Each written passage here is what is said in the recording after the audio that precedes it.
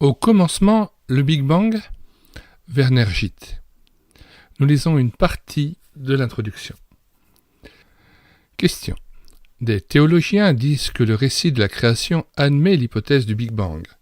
Professeur Gitt, vous parlez en tant que scientifique, ce mariage forcé est-il viable? Gitt. L'incompatibilité des deux modèles est évidente, elle appelle un choix. La Bible dit que la terre, la vie et l'univers ont été créés en 6 jours. Dans les commandements de Dieu, en Exode 20, versets 9 à 10, c'est l'instauration du sabbat qui rappelle ce fait. Tu travailleras 6 jours et tu feras tout ton ouvrage. Mais le 7e jour, tu ne feras aucun ouvrage. Cette ordonnance donnée par Dieu aux hommes est l'image du modèle établi par Dieu lui-même.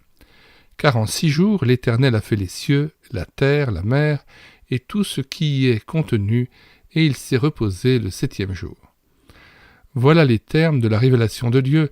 Que pense-t-on pouvoir leur opposer? Ce texte interdit toute conception de type Big Bang.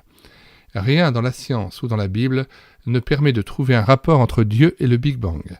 Ce mariage forcé entre la science évolutionniste et le récit biblique ne conduit pas à une union satisfaisante, mais au divorce.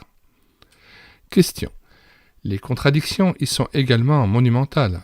Par exemple, la Bible parle d'un univers qui est jeune.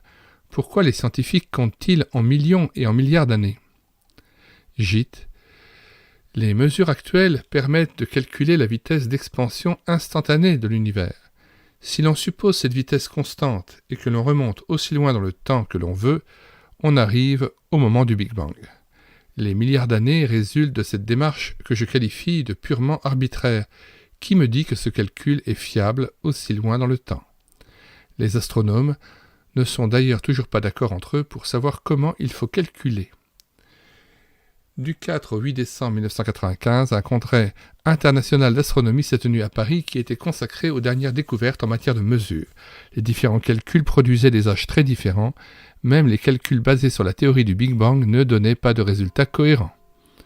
Le titre du journal Die Welt du 16 décembre 1995, Hubble et l'énigme du Big Bang, laissait entendre qu'il y avait des opinions extrêmement différentes. 100 exposés ont suffi pour passer en revue les dernières photos et découvertes du télescope spatial Hubble. Erreur que de s'attendre à un calme céleste, à une harmonie cosmique. Les savants ne s'étaient pas encore intéressés aux derniers trous noirs, aux énigmatiques quasars ou aux nouvelles étoiles que déjà ils s'étaient lancés dans la plus grande controverse cosmologique des temps modernes. Comme à l'ordinaire, nous mettons le lien de téléchargement de cet ouvrage d'une 60aine de pages dans les commentaires de cette vidéo. Le téléchargement gratuit se fera à partir du site internet médiathèquechrétienne.fr, site internet créé afin de pouvoir rééditer numériquement les ouvrages épuisés et non réédités de la littérature chrétienne, afin de la mettre au service de tous ceux qui cherchent la face de Dieu et qui veulent lire des ouvrages destinés à fortifier leur foi. Nous vous disons au revoir et à bientôt.